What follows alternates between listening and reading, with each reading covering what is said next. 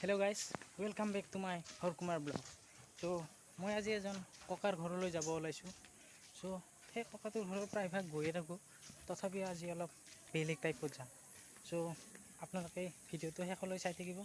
মানে কি ককাৰ জীৱনত কেইটামান হৈ যোৱা মুহূৰ্তৰ বিষয়ে মই আপোনালোকক দেখুৱাবলৈ ওলাইছোঁ।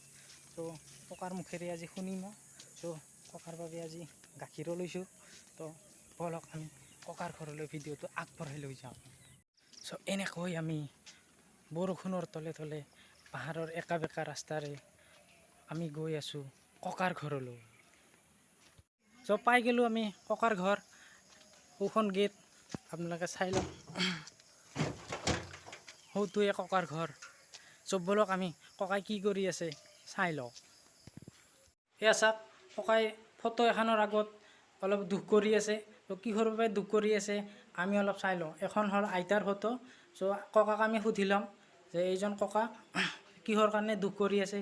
তো একবাৰ আমি সুধি চাওঁ। ককা, তো আপুনি যে সদায় মই আহাতে দেখা পাওঁ আপোনাক যে সদায় আপুনি দুখ কৰি থাকে, কিহৰ কাৰণে মানে এনেকুৱাকৈ দুখ কৰি থাকে। তো মই আপোনাক একবাৰ সোধাৰ কাৰণে চেষ্টা কৰিলোঁ। মই দুখ কৰি থকাৰ উদ্দেশ্য হ'ল মোৰ পৰিবাৰৰ আজি এবছৰ আগতে অসুখ হৈছিল।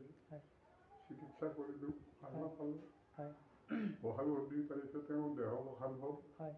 সেইকাৰণে তেওঁক মই পৰিলে মোৰ শান্ত নাহে, কাৰণ নিজৰ সংগী নাই, তেতিয়াহ'লে অকলশৰীয়া হোৱা যায়। এই আজি মই অকলশৰীয়া হৈ থাকে, মোৰ সংসাৰ থাকিলেও মই অকলশৰীয়া নিচিনা, কাৰণ মোৰ সংগীনী নাই যেতিয়া। মই তাৰ কাৰণে দুখ কৰি পালে মই কান্দোঁ। মানে ককা হেৰি মামী আছে আৰু আপোনাৰ হেৰি আছে, মোৰ ধৰ মামাই হয়, ল'ৰা হয়, কিন্তু তেওঁলোকে আপোনাকতো বহুত কিজানি মৰম কৰে। মোক যথেষ্ট মৰম কৰে।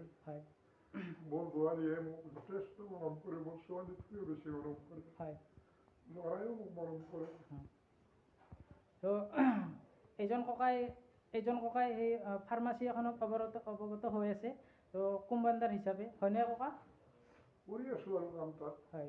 তো এনেকৈ আমি ককা থকা এতিয়া ৰুমটো মই দেখুৱাবলৈ ওলাইছোঁ।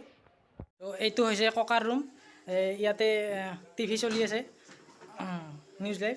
তো ককাই ইয়াতে শুৱে আৰু ইয়াতে বহি পেলাই সদায় তেওঁ ককাই কি খায়? গাখীৰ খায় না? গাখীৰ জলপান কৰি পেলাই সদায় ৰাতিপুৱা 8টামান বজাত ডিউটিত যায়। তো এনেকৈ আমি ভিডিঅ'টো সমাপ্ত কৰিলোঁ। এনেকৈ ককাৰ ঘৰৰ ভিডিঅ'টো মই আজি শেষ কৰিব ওলাইছোঁ। ককা, আপুনি কিবা জানেনে নামঘোষা কিবা ধৰ এনেকুৱা? এনেই আগতে নাম পাৰ্টিতে ঘূৰিছিলোঁ, নাম চাম গাইছিলোঁ। এতিয়া আৰু অভ্যাস নোহোৱা হৈ গ'ল না। এনে কিবা ধৰ কিবা অলপ হ'লেও মনত আছেনে আপোনাৰ? থাকে, নাথাকা নহয়। অলপ শুনাব নেকি আপুনি? এতিয়া আৰু কি শুনাম এই বয়সত। তথাপিও এনে দুই ফাকি ধৰ কিবা যদি শুনাই অলপ সকলোৱে ভাল পাব আৰু। নাৰায়ণ বিপদ তাৰণ, হ'ব ককা, হ'ব। দশনামে দশয় অৱতাৰ, গজেন্দ্ৰ নামিলা জলে, গ্ৰাসেও ধৰিলা বলে, এৰাইতে নাপাৰি ভৈলা শ্ৰান্ত, হ'ব হস্তি লগ হৈ, জলতয়ে গত হৈ, এৰাইতে নাপাৰি ভৈলা শ্ৰান্ত, নাৰায়ণ। হ'ব দে। তো এনেকৈ আমি ককাৰ ঘৰৰ পৰা টাটা বাই বাই দি আহি পালোঁ বকটাও।